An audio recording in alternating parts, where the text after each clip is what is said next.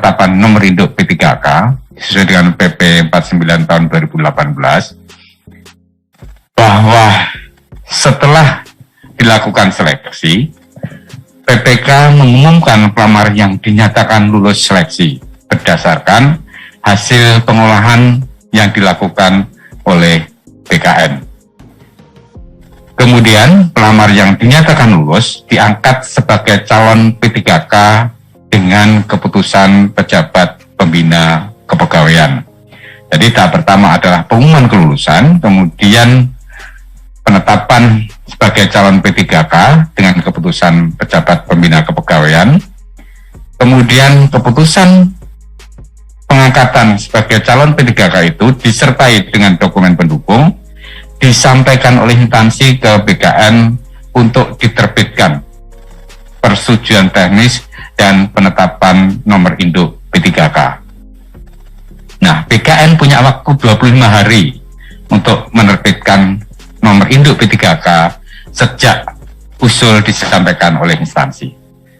Kemudian setelah terbit nomor induk P3K, ditindaklanjuti oleh instansi dengan penandatanganan perjanjian kerja antara calon P3K dengan instansi, dan ini tidak harus dengan PPK-nya, itu bisa didelegasikan. Kemudian instansi menerbitkan surat keputusan pengangkatan P3K, dan selanjutnya instansi menerbitkan surat pernyataan melaksanakan tugas. Walaupun tertulis PPK, namun untuk penandatanganan perjanjian kerja, kemudian penerbitan surat pernyataan melaksanakan tugas itu bisa didelegasikan. Lanjut. Terus saja, saya kira ini tidak terlalu lanjut, Mas. Tadi sudah sampaikan di depan. Nah, Bapak Ibu sekalian yang saya hormati, rekan-rekan media, bahwa setelah dilakukan pengumuman, kemudian peserta yang dinyatakan lulus melakukan pemberkasan ke instansi. Nah, pemberkasan ini, usul penetapan NIP berdasarkan pemberkasan yang sudah disampaikan oleh peserta yang dinyatakan lulus ke BKN, ini diupload atau diunggah melalui aplikasi Doku Digital bkn.go.id. Jadi prinsipnya untuk penetapan nomor induk ASN sejak tahun lalu itu kita sudah paperless, jadi tidak ada lagi dokumen fisik yang mundar-mandir antara instansi dengan BKN, termasuk pertimbangan teknis penetapan nomor induk P3K juga tidak lagi menggunakan tidak lagi berupa dokumen fisik. Jadi bahkan penandatanganannya pun karena tidak dokumen fisik, maka kita menggunakan tanda tangan digital. Lanjut.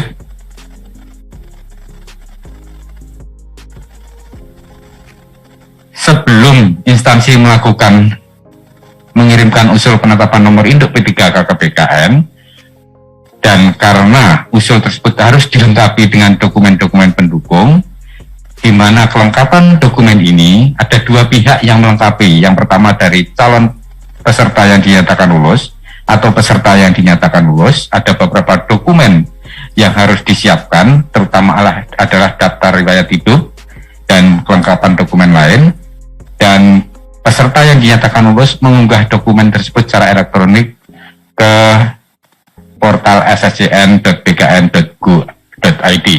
Kemudian dari sisi instansi, lanjut. Mohon maaf, ini beberapa dokumen, kelengkapan dokumen yang harus diupload oleh peserta yang dinyatakan lulus. Ada sekian banyak dokumennya, termasuk surat pernyataan 5 poin, surat pernyataan bersedia ditempatkan dimanapun di seluruh wilayah kerja Indonesia, surat pernyataan dan surat pernyataan yang lainnya. Antara lain juga surat pernyataan tidak berposisi atau berstatus sebagai PNS ataupun P3K. Ini harus diunggah oleh peserta yang dinyatakan lulus. Lanjut. Kemudian berdasarkan dokumen kelengkapan dokumen tadi, maka instansi menyampaikan usul penetapan nomor induk P3K melalui SHPK. Lanjut.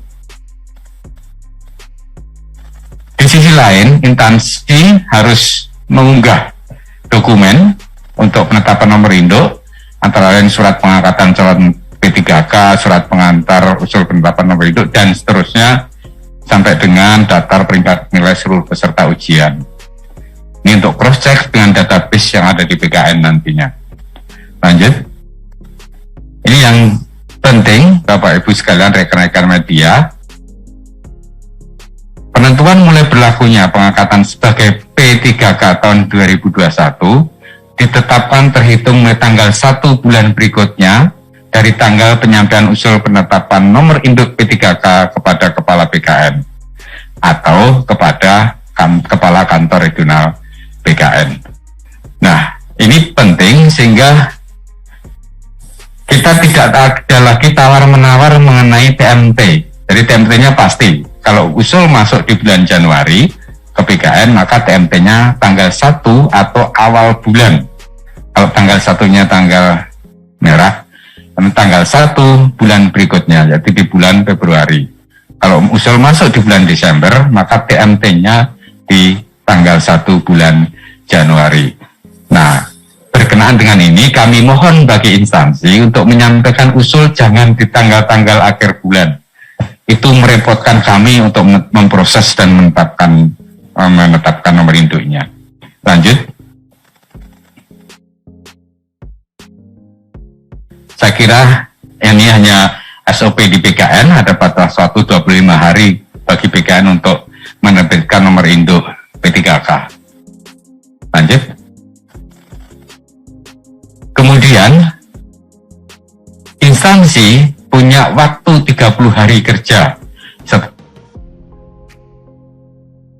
menerima penetapan nomor induk P3K lanjutinya berupa penandatanganan perjanjian kerja antara P3K dan instansi dan penerbitan keputusan pengangkatan sebagai P3K. Karena di awal tadi SK-nya baru SK calon P3K, setelah mendapat nomor induk baru ditetapkan SK pengangkatan sebagai P3K.